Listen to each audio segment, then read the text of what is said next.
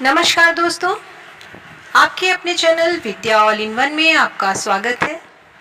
दोस्तों, आज के इस वीडियो में हम लोग बात करने वाले हैं बिल्कुल वास्तविक कहानी के लिए, जिसमें चरित्र है मैना, जो कि नाना साहब की पुत्री थी और इसे लिखा है चपला देवी जी ने। तो चलिए सुनते हैं मैना के साथ क्या हुआ। स्टार्ट करते हैं मैना की कहानी। देवी मैना की जो कहानी है वो किस तरीके से अंग्रेज़ों ने बड़ी ही क्रूरता से उस निरीह और निरपराध देवी को अग्नि में भस्म कर दिया, उसका बहुत ही रोमांचकारी वर्णन पाषाण हृदय को भी एक बार द्रवीभूत कर देता है। और ये कहानी 1857 ईस्वी के विद्रोह के समय, जब धुधु पंत नाना साहब कानपुर में असफल हुए, तो वो जब भागने लगे थे, जल्दी में अपनी पुत्री मैना को साथ नहीं ले जा सके और देवी मैना बिठूर में पिता के महल में ही रहती थी। तो चलिए आगे सुनते हैं कि उनके साथ क्या हुआ। कानपुर में भीषण हत्याकांड करने के बाद अंग्रेजों का सैनिक दल बिठूर की ओर गया। बिठूर में नाना साहब का राजमहल लूट लिया गया, पर उसमें बहुत थोड़ी संपत्ति अंग्रेजों के हाथ लगी। इसके बाद अंग्रेजों ने तोप के गोलों से नाना साहब का महल भस्म कर देने का निश्चय किया। सैनिक दल ने जब वहां तोपें लगाईं, उस समय महल के बरामदे में एक अत्यंत सुंदर बालिका आकर खड़ी हो गई। उसे देखकर अंग्रेज सेनापति को बड़ा आश्चर्य हुआ, क्योंकि महल लूटने के समय वह बालिका वहां कहीं दिखाई नहीं दी थी। उस समय बालिका ने बरामदे में खड़े होकर अंग्रेज सेनापति को गोले बरसाने से मना कर दिया। उसका करुणापूर्ण मुख और अल्प वयस देखकर सेनापति को भी उस पर दया आ गई। सेनापति ने उससे पूछा कि तुम क्या चाहती हो।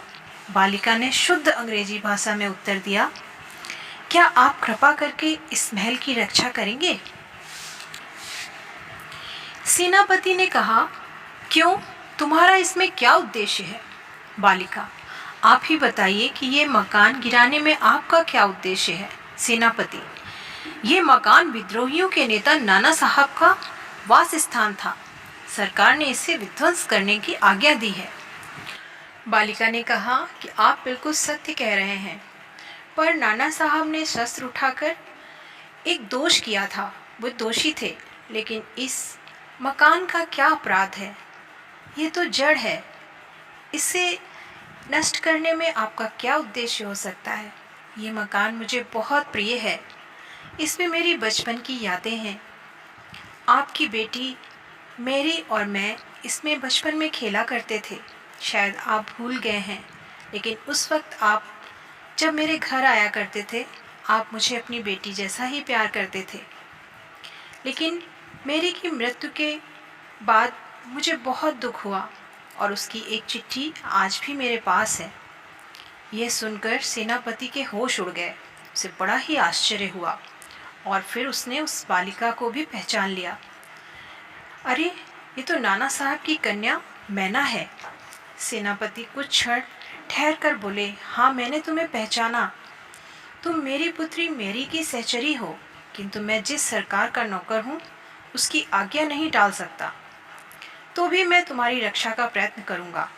इसी समय प्रधान सेनापति जनरल आउटरम वहां आ पहुंचे और उन्होंने बिगड़कर सेनापति से कहा, महल अभी तक तोप से क्यों नहीं उड़ाया गया। सेनापति ने विनम्र पूर्वक कहा, मैं इसी फिक्र में हूँ, किंतु आपसे एक निवेदन है, क्या किसी तरह नाना साहब का महल बच सकता है। आउटरम ने बड़े ही आश्चर्य से सेनापति से पूछा, आखिर आप ऐसा क्यों चाहते हैं। हम ये महल विध्वंस किए बिना और नाना साहब की लड़की को गिरफ्तार किए बिना नहीं छोड़ सकते। सेनापति बड़े ही दुखी मन से वापस चला गया। आउटरम ने नाना का महल घेर लिया।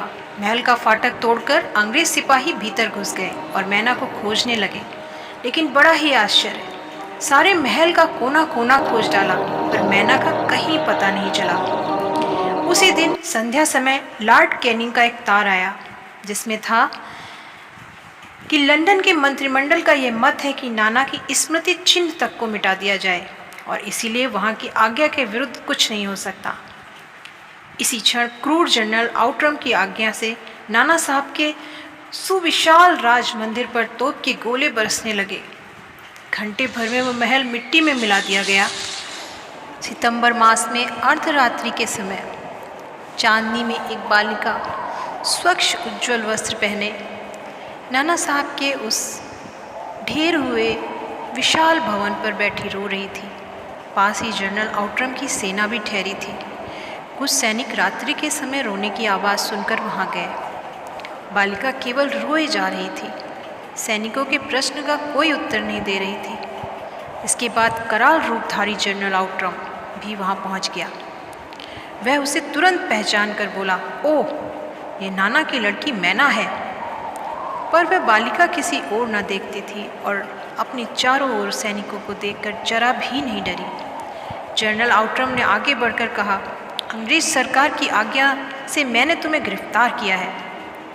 मैना उसके मुंह की ओर देखकर अंतर स्वर में बोली, मुझे कुछ समय दीजिए जिसमें आज मैं यहाँ जी भरकर रो लूँ। पर पाषाण हृदय वाले जनरल ने उसकी अंतिम इच्छा भी नहीं पूरी होने दी और उसी समय मैना के हाथ में हथकड़ी पड़ी और वह कानपुर के किले में लाकर कैद कर दी गई। उस समय महाराष्ट्रीय इतिहासवेत्ता महादेव चिटनवीस के बाखर पत्र में छपा था, कल कानपुर के किले में एक भीषण हत्याकांड हो गया। नाना साहब की एकमात्र कन्या मैना धधकती हुई आग में जलाकर भस्म कर दी गई। भीषण अग्नि में शांत और सरल मूर्ति उस अनुपमा बालिका को जलती देख सबने उसे देवी समझकर प्रणाम किया। ये थी वीर और साहसी मैना की कहानी। उस समय लंदन के सुप्रसिद्ध टाइम्स पत्र में 6 सितंबर को एक लेख लिखा गया कि बड़े दुख का विषय है कि भारत सरकार आज तक उस दुर्दांत नाना साहब को नहीं पकड़ सकी जिस पर समस्त अंग्रेज जाति का भीषण क्रोध है। जब तक हम लोगों के शरीर में रक्त रहेगा तब तक कानपुर में अंग्रेजों के हत्याकांड का बदला लेना हम न भूलेंगे। उस दिन पार्लियामेंट की हाउस ऑफ लॉर्ड्स सभा में सर थॉमस हे की एक रिपोर्ट पर बड़ी हंसी हुई थी जिसमें सर हे ने नाना की कन्या पर दया दिखाने की बात लिखी थी। हे के लिए निश्चय ही एक कलंक की बात थी। जिस नाना ने अंग्रेज नर नारियों का संहार किया उसकी कन्या के लिए क्षमा,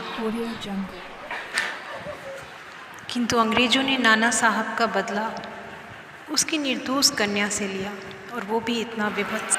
दोस्तों, ये जो घटना घटी आपने सुना, क्या उस बच्ची के साथ जो कुछ भी किया गया वो न्याय संगत था, सही था?